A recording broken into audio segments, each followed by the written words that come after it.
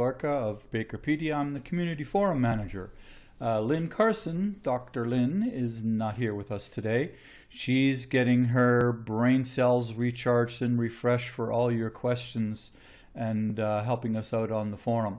So today I want to talk what Forum Friday is all about. Is we talk about what's going on in the forum, anything new that we've changed, some of the questions, and welcoming new members, etc. So my first order of business, if you will, would be a shout out to our new member, and that is our welcome to our new member, Bella Thomas. And I'm not quite sure where Bella is from, but welcome to the forum. And Bella has an interesting question that has been posed, and we'll get to that in a moment. One of the other things wanted to bring up is Khaled, a member from Syria, has posed an interesting question, and he's asked about if there is an S-curve for baking with cakes. So what he's referring to is the thermal profiling that is done most commonly with bread, where you see what looks a bit like an S in terms of the temperature and time as it rises in the bread when you have the yeast kill, and then you're finishing off with the crumb set and the evaporation. There probably is something. I've not seen it because cake batter is much more liquid than a bread dough is. But it's something that we may check with the thermal profiling people. Maybe Dr. Lynn has a more complete answer for that. I would imagine, extrapolating from what takes place in the baking process with cakes, is that you would have early on, you'd have a little bit quicker temperature increase than you do with bread, just because of the way the batter conducts the heat, and you need that to expand those air cells. So if it's a whipped sponge where you have a lot of air incorporated and you have chemical leavening releasing gases, you need those gases to be expanded and to grow to make the cake rise before it sets. And then you have the stage where the eggs coagulate, the starches unlock and set, and then you have the evaporation to get rid of the moisture to get the right the structure set in place. So there may be something of an S-curve, but I imagine it is going to be a little bit shorter and maybe like a more steeper S than with bread, with the sort of more elongated S, right? And so it'll be interesting to follow that conversation some more as we see more information coming in from the community on those who may have experience with S-curve thermal profiles in cakes. Also, I wanted to give a shout out to Ziwa from Uganda, who is either an owner or operator of a bakery there in Uganda, and it is Kamos Bakehouse Limited. He has been so generous in the forum. He has been contributing to many different topic threads. He appears to have a food science, probably a chemistry background, and is using that knowledge to share with us, and a lot of great information. And he has been very, very active in the forum and helping so many people with different ideas and information, and posing questions to help us find more information. And it's been fantastic. So I wanted to give a shout out to Ziwa and say thank you for being a very active member, and that is what this community is all about. The next one is then kind of coming back to our new member, Bella. And Bella has posed the question is, why is there an emphasis on creating trademarks for businesses in the baking industry? And it's an interesting question, and there are different areas of trademarking. This is, of course, not my expertise. I'm not a legal expert, but you know, there's trademarking. There is registered marks, there is brand marking, and so on. There are different marks and different types of registrations for things. A lot of times trademarking is to basically ensure that when you're building a brand that is recognizable by its name, that nobody else can subvert that. Whether it means that, for example, I live in Canada, and what a big popular brand in Canada is Tim Hortons.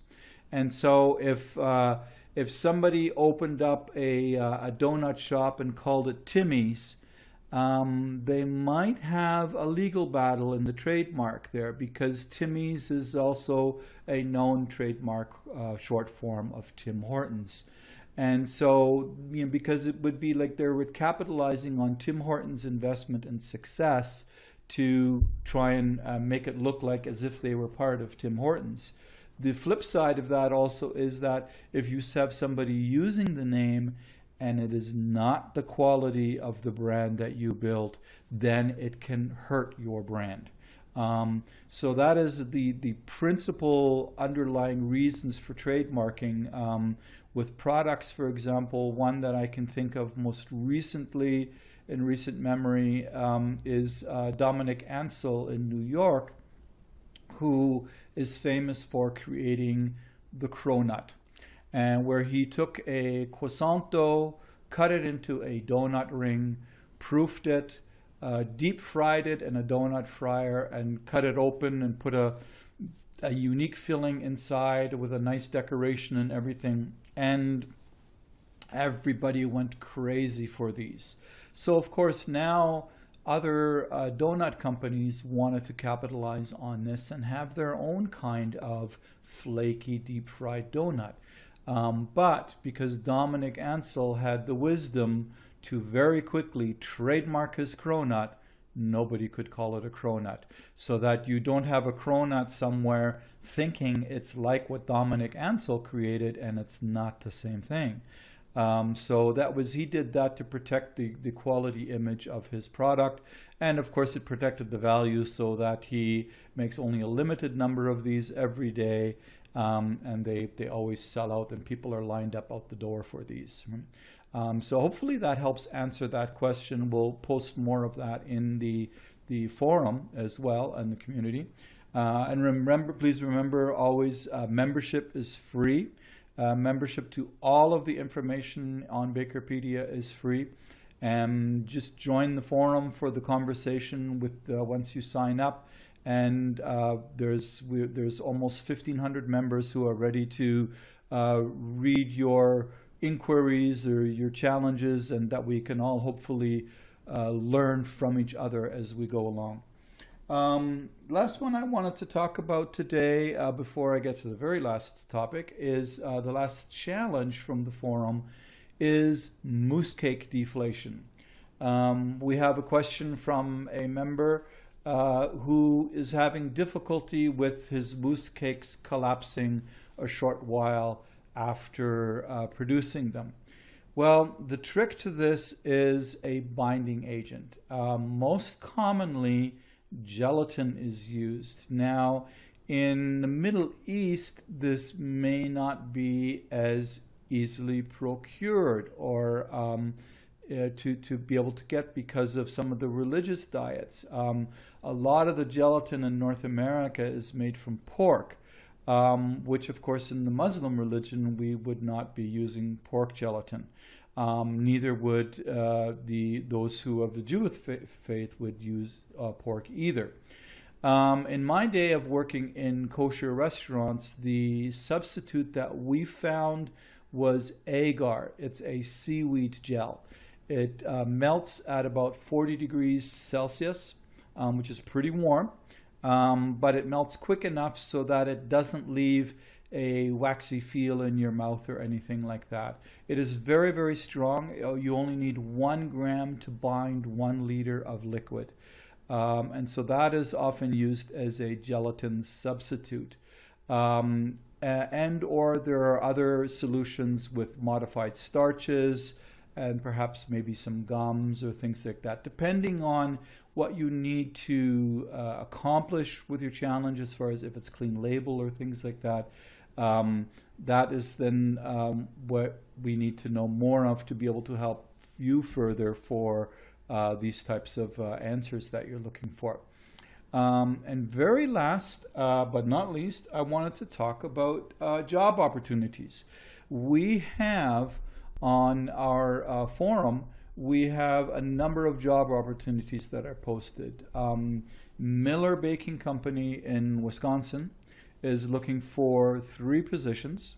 They're looking for a quality manager, a director of research and development, as well as a director of quality assurance. And you can read all of the specifics on the job application requirements in the forum. Also in the forum, we have a member, Mirza Aftab, and he is in the Middle East, I believe, and he is a bakery manager with 28 years of experience, and he is looking for opportunities in the Middle East and Africa as a general bakery manager. So if you're in need of a general bakery manager or know of opportunities in the Middle East and Africa, please reach out to Mirza Aftab on the forum and let him know that there's an opportunity. And so that's it for our Forum Friday today. Please keep the questions coming. We're having a real great time and keeping this forum alive, and lots of information exchange happening. And it's making it a lot of fun for all of us to get to know each other, learn new ideas, and challenge our experience and learn from each other. So have a wonderful week. And next up will be, I think it's on Tuesday, Dr. Lynn has the Tuesday 10 at 10. And we'll see you then live from your favorite social media site. Take care. Bye for now.